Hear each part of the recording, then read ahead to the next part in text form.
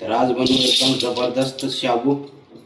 तर ह्याला कशा प्रकारे भिजवायचं ते दाखवतो. असं भर भर भर भर भर शाबूला असं धुवून घ्यायचं कधी बी भिजवण्याच्या अगोदर, हे लक्षात घ्या. हो, शाबूला जोपर्यंत तुम्ही व्यवस्थित धुवून घेत नाही तोपर्यंत ती शाबू व्यवस्थित होणारच नाही बरं का.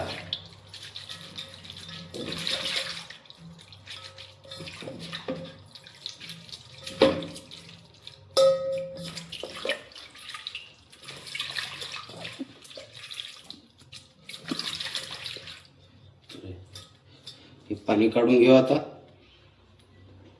एक वेळेस धुवून घेतले, परत एकदा पाणी टाकून त्याला चांगलं स्वच्छ. आता बघा पाण्याचा कलर कसा आहे, ठीक आहे. थोड्या वेळानं दाखवतो तुम्हाला, 1-2 वेळा धुवल्यावर.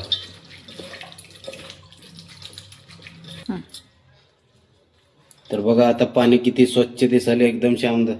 मधलं पूर्ण शाबू दिसाले, एकदम क्लिअर असं धुवून घ्यावं लागते. आता मी 2-3 वेळा ह्याला धुवून घेतले. आता झालं भिजवण्याच्या तयारीमध्ये. थोडं पाणी कमी करतो ह्याच्यातलं आणि भिजवून ठेवतो. आता हे बघा पाणी एवढं ठेवलं आपण, जेवढं शाबू आहे त्याच्याबरोबर पाणी ठेवलं. आता 1 तासासाठी झाकण लावून ठेवून द्यायचं साईडला, मग पुढची तयारी चालू. तर जोपर्यंत आपलं शाबू भिजत आहे तोपर्यंत आपण आलू व्यवस्थितपणे असं चिरून घेऊया आणि मग ह्याला थोडंसं शिजवून घ्यायचं किंवा तळून घ्यायचं, ते आपल्या मनावर आहे. कसंही केलं तर चालतंय, काय प्रॉब्लेम नाही.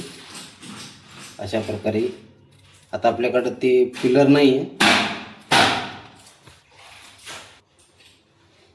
तर आता बटाटे आपण बारीक कापून घेतले. बटाटे व्यवस्थितपणे चिरून घेऊन त्याला तुम्ही असं फ्राय तळून पण घेऊ शकताय, थोडं पण मी शिजवून घेतो. तर बटाटे शिजवाय ठेवले. आता बटाटे शिजवताना जास्त पाणी घालायचं नाही, नंतर जरा कमी ठेवायचं पाणी, म्हणजे व्यवस्थित शिजतंय. तर तोपर्यंत इकडं बटाटे आपले शिजते, तोपर्यंत आपण शेंगदाणे भाजून घेऊ चांगले व्यवस्थित. जेवढं आपल्याला आवडतात शेंगदाणे त्याप्रमाणे टाका. आता तिकडं बटाटे शिजतात, इकडं शेंगदाणे भाजतात, तोपर्यंत मिरच्या सोलून घ्यायचं. जेवढं आपल्याला तिखट खायचं आहे त्यानुसार. आता आपलं पोरं लेकरू पण खाते, त्याच्यामुळं मी कमीच घालणार आहे मिरच्या, जास्त घालत नाही. ते तिखट नाहीत मिरच्या, म्हणून मी थोडं 4-5 मिरच्या घेतल्या, एवढं बस झाले. असं तोडून घेतलं तरी चालतंय, बस झाले एवढे मिरच्या बस झाले. आता पोरगं जास्त तिखट खात नाही, पोराला जरा तिखट खायचं सवय लावा लागते, खाते, तसं काही नाही. बस झालं, तर ठेवून देतो. तर बटाटे आपले व्यवस्थित शिजून झाले, पाणी कमी ठेवल्यामुळे बघा एकदम छान प्रकारे असं आपले बटाटे शिजून झाले. तर आता करू गॅस बंद. तर आपले बटाटे शिजले. थोडं ह्याला तळून घेऊ हलकाच. तर आपले शेंगदाणे व्यवस्थित भाजले. आता करू गॅस बंद. तर ह्याला थोडं दरदरापणे मिक्सरमधून काढून घ्यायचं. तर लगेच सुरू करू आपण साबुदाणा बनवायला. तर ह्याच्यावर ठेवू आता कढई.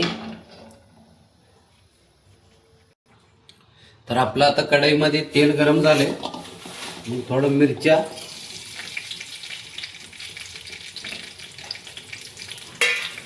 टाकल्या. आता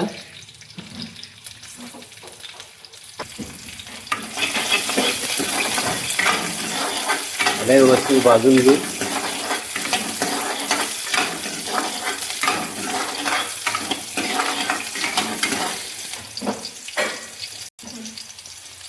तर लगेच आपले बटाटे ह्याच्यामध्ये जरा व्यवस्थित तेलात भाजून घ्यायचं.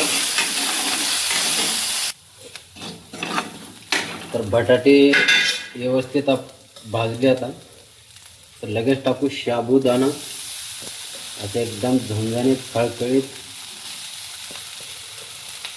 एकदम मोकळं होऊन जाईल आपलं. तर थोडंसं मीठ,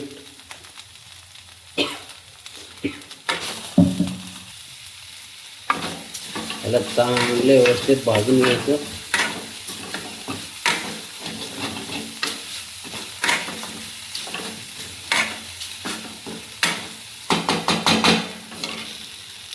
मग आता टाकूया शेंगदाण्याचं कूट.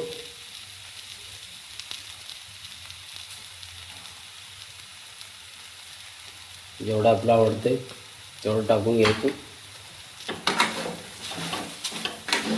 मग ह्याला व्यवस्थित भाजून घ्यायचं.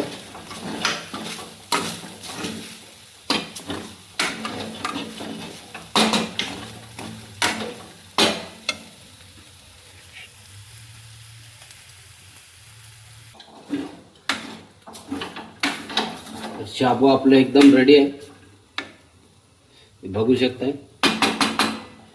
थोड्या वेळ झाकून ठेवलं की नाही अजून एक नंबर एक होईल. तर रेसिपी आवडल्यास लाईक करा.